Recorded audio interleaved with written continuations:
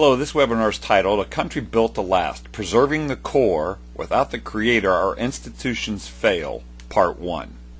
Preserving the core, as you recall, is those set of activities that reinforce the importance of the core and help protect and preserve it. And we used this list in the quick overview study that we began with. And this particular webinar will deal with the restatement of core values, mission, and vision, speeches, repeating key phrases in the founding documents. Alexis de Tocqueville said this: the Americans combine the notions of religion and liberty so intimately in their minds that it's impossible to make them conceive of one without the other. We're going to explore this quickly through 3 centuries of time in the United States of America. To begin with, the founding period.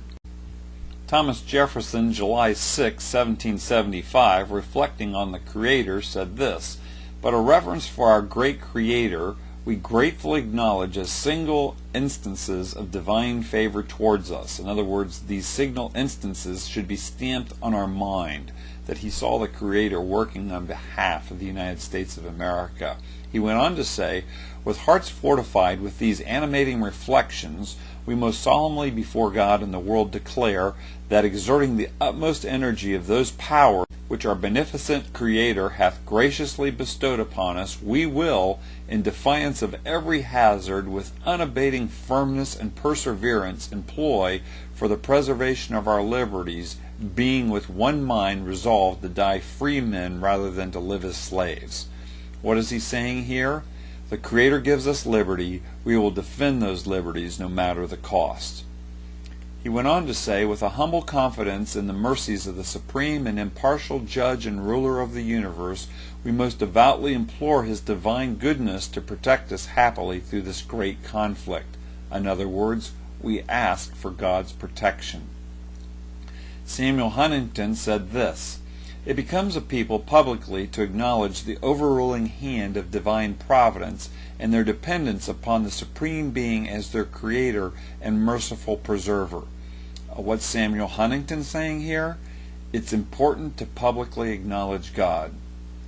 The Pennsylvania State Constitution of 1776 had this: and each member of the legislature, before he takes his seat, shall make and subscribe the following declaration: I do believe in one God, the Creator and Governor of the universe, and the rewarder of the good and punisher of the wicked. Well, what's this imply? That oaths should acknowledge God, and that God is a rewarder of good and a punisher of wickedness. James Madison, the chief architect of the Constitution, said this: it is the duty of every man to render to the Creator such homage, and such only, as he believes to be acceptable to him.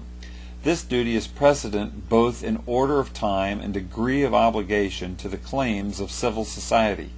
Before any man can be considered as a member of civil society, he must be considered as a subject of the Governor of the universe.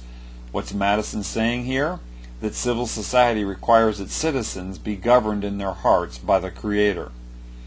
George Washington, in his inaugural address, said no people can be bound to acknowledge and adore the invisible hand which conducts the affairs of men more than the people of the United States.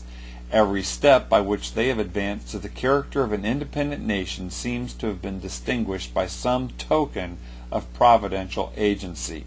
What's Washington saying? God's activity has been obvious for all to see in our nation's founding. The 19th century. James Monroe, 5th President, said this: when, then, we take into view the prosperous and happy condition of our country, it's impossible to behold so gratifying, so glorious a spectacle without being penetrated with the most profound and grateful acknowledgments to the Supreme Author of all good for such manifold and inestimable blessings. What's he saying? We have God to thank for our blessings. He continues, and more especially by the multiplied proofs which it has accumulated of the great perfection of our most excellent system of government, the powerful instrument in the hands of our all-merciful Creator in securing to us these blessings. What's President Monroe saying? That our system of government is used by God to secure our blessings. That is a profound statement. Abraham Lincoln said this in a prayer proclamation: I, Abraham Lincoln, President of the United States, do hereby appoint and set apart the last Thursday in November next as a day which I desire to be observed by all my fellow citizens wherever they may then be, as a day of thanksgiving and praise to Almighty God, the beneficent Creator and Ruler of the universe. What's he doing here? He's publicly thanking and praising God and commending this activity to the citizens of the nation. The North Carolina Constitution, which also reflects the nature of several others, says that we hold it to be self-evident that all persons are endowed by their Creator with certain inalienable rights. What's the state constitution acknowledging? The same thing that the Declaration already has, that there's a Creator that rights come from. The U.S. Supreme Court in 1884 said this: these inherent rights have never been more happily expressed than in the Declaration of Independence. We hold these truths to be self-evident, meaning that it's so plain that their truth is recognized upon their mere statement, that all men are endowed.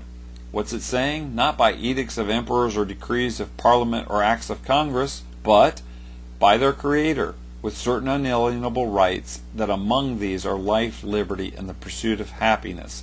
And to secure these, not grant them, but to secure them, governments are instituted among men. What's the Supreme Court saying? Our rights come from God, not from government. This concludes Part 1. Please watch Part 2 for thoughts from the 20th century. My name's Craig Seibert. Thanks for listening.